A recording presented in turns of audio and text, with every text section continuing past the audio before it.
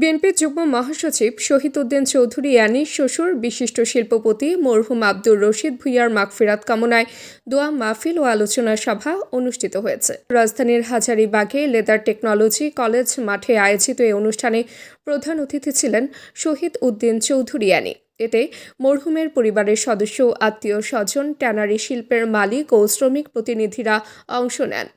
আলোচনায় বক্তারা শিল্প খাতে মরহুমের অবদান ও মানবিক গুণাবলী স্মরণ করেন।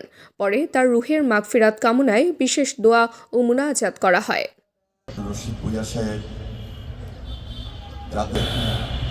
তার ব্যবসায়িক জীবনে যাদের সঙ্গে সৃষ্টি হয়েছিল এবং কর্মচারী এবং শ্রমিকবৃন্দ, ربنا لا تدع لنا ذنبا إلا قضيته ولا مريضا إلا شفيته ولا مريضا شفيته। বিভিন্ন জায়গা থেকে সবাই আসছে, আমাদের যাদেরকে বলা দরকার সবাই। আর আমার বাবার কথা তো আপনারা সবাই জানেন। এবং তাবাসসুম হক আনিকা, দৈনিক আজকের বাংলা। দৈনিক আজকের বাংলা .net